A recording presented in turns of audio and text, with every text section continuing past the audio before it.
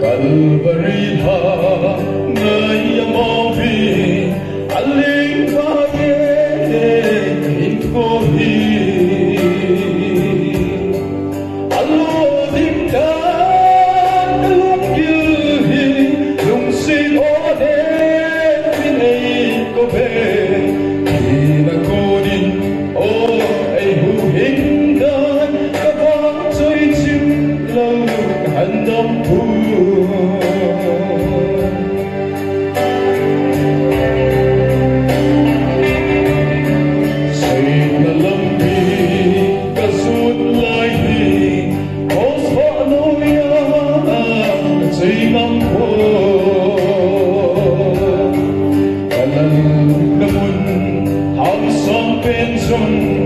hãy xuống chính quy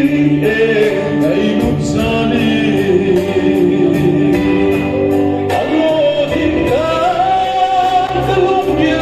hình đừng xin ở đêm bình cả đêm